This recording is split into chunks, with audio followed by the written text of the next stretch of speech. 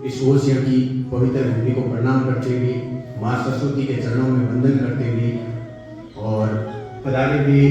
तमाम विशिष्ट अतिथियों का स्वागत, आभार और इस्तकबाल करते हुए आप सभी छोटे भाई बहनों को शुभाशीष देते हुए अपने सभी गुरुजन शिक्षक साथियों की आज्ञा अनुमति और आदेश देते हुए आज मैं इस दीक्षांत समारोह में अपना वक्तव्य आपके सामने रखता हूँ कि हम कठिन सफर के साक्षी हैं,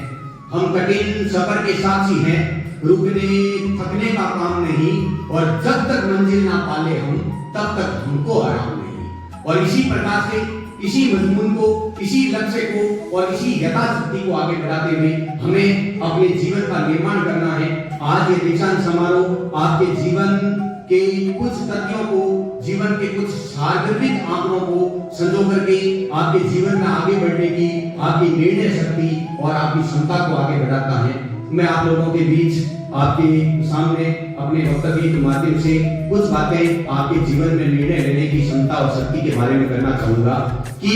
ये जो आज से आपका जो जीवन शुरू होगा, हालांकि अपने इम्तिहान बाकी है, जो अपने बोर्ड परीक्षाएं हैं वो अभी बाकी है, कि जमीन जल चुकी है, आसमान अभी बाकी है, सूख गए सारे कुएं, अब तुम्हारा इम्तिहान बाकी है,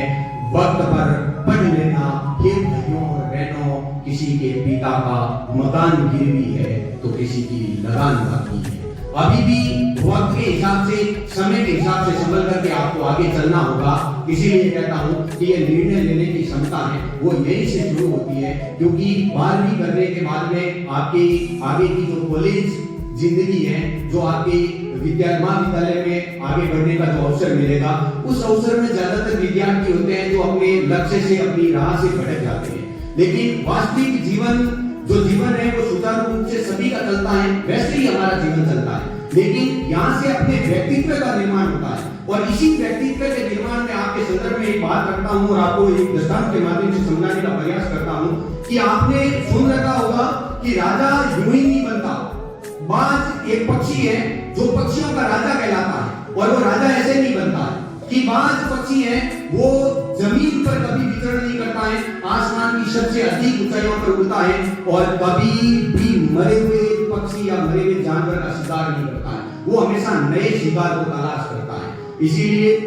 जब भी बादल बरसते हैं तो बादलों को बाज पक्षी एक ही बात कहता है कि बेटा तेरे को जितना बरसना बरस ले, और वो उन्हीं बादलों को चीरते हुए ऊपर की आसमान की ऊंचाइयों पर चला जाता है और आसमान की ऊंचाइयों पर चला जाता है। जब बारिश रुकती है उसी समय वापस अपने गंतव्य स्थान पर नीचे आ जाता है और नए शिकार की तलाश में लग जाता है। कहने का मतलब अपनी परिस्थितियों से नीचे अपन को नहीं दबना है, अपनी परिस्थितियों को अपने नीचे दबाना हमेशा। जीवन में आगे बढ़ने के लिए कभी भी परिस्थिति को देख करके विचलित नहीं होना है, कभी भी घबराना नहीं है। परिस्थितियां सबकी समान रहती है, अपनी परिस्थितियों से ऊपर उठना है जीवन में यदि आगे बढ़ना है तो अपनी परिस्थितियों को अपने नीचे दबाओ, परिस्थितियों के नीचे हमें नहीं दबना है। वही बात पक्षी उनके जीवन से दो बातें सीखने को मिलती है कि बाज पक्षी की उम्र भी हमारे समान ही लगभग 70 वर्ष की अवस्था, 70 वर्ष की उम्र में जीता है और 70 वर्ष की उम्र में मैं कहता हूं कि उनके जीवन में भी एक ऐसा विकट मोड़ आता है जब उनकी आधी उम्र आ जाती है 30 से 35 साल की। उस उम्र में उसको एक निर्णय लेना होता है क्योंकि उनके पंख भारी हो जाते हैं, वे आसमान की उन ऊंचाइयों में नहीं उड़ पाता है, उनकी चोंच आगे से मुड़ जाती है, वो नए शिकार को नहीं कर पाता है। तब उनको निर्णय लेना होता है कि अपने जीवन का निर्माण करने के लिए या तो यहीं पे गिद्ध की तरह जीवन जीना है, इन्हीं जानवरों को खाना है और जमीन पर ही विचरण करना है। लेकिन नहीं, वो उन दोनों विकल्पों को नहीं चुनता है। उनको या तो गिद्ध की तरह जीना या अपने जीवन लीला को समाप्त कर लेना, लेकिन इन दोनों विकल्पों को वे नहीं चुनता है और एक नया और तीसरा विकल्प निकाल करके लाता है और वह विकल्प ये है कि एक शांत और एकांत वातावरण, एकांत स्थान को वह ढूंढता है और उसी स्थान पर जाकर के अपना आवास बनाता है। आवास बना करके वहां रहता है और वहां रहने के बाद में सबसे पहले अपनी चोंच से अपने पंखों को तोड़ करके अलग कर देता है और फिर उसी चट्टान पर अपनी चोंच को तोड़ कर पटक कर अपनी चोंच को तोड़ देता है और इस स्थिति में ऐसी भयावह स्थिति बन जाती है कि उसका पूरा शरीर, उसकी पूरी काया खून से लथपथ हो जाती है और पूरा लहूलुहान हो जाता है। और उस स्थिति में उसके जीवन के सामने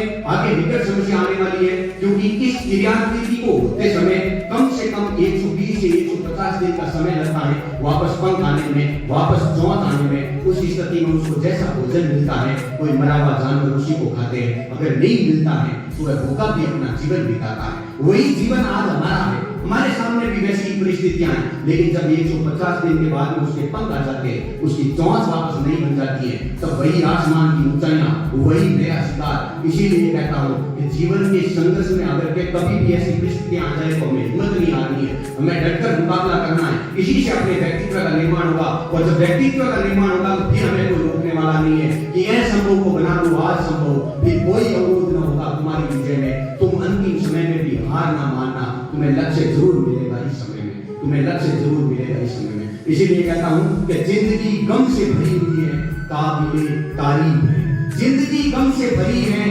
काबिले तारीफ है, जैसी भी है चल रही है, काबिले तारीफ है। रात है और रोशनी है, रात है और रोशनी है, काबिले तारीफ है। हार होगी या जीत होगी इस सफर में क्या पता, कम से कम कोशिश तो की है, काबिले तारीफ है। आपके जीवन के लक्ष्यों और मूल्यों को लेकर के मैं आपके उज्जवल भविष्य की कामना करता हूं, और तमाम पधारे हुए विशिष्ट अतिथियों का मैं स्वागत, आभार और इस्तकबाल करता हूं, और कहता हूं कि मैं कवि नहीं और ना ही कवि का भतीजा हूं। जो कुछ भी हूं जानी साहब बस आपका ही भतीजा हूं, आपने मुझे इस मंच तक पहुंचाया, इसलिए सबसे पहले तो मैं आपको प्रणाम करता हूं और आशु जी जानी को धन्यवाद देता हूं कि आपने मुझे इस मंच तक यहां तक पहुंचाने में आपने मेरा सहयोग किया, आपने मेरी मदद की, और देश जी साहब और आदरणीय प्रधानाचार्य जी साहब के समक्ष मुझे इस प्रकार का ये स्थान, इस प्रकार का ये मंच प्रदान किया। मैं पूरे विद्यालय परिवार को एक बार तहे दिल से हार्दिक आभार और इस्तकबाल प्रकट करता हूं। बहुत बहुत धन्यवाद।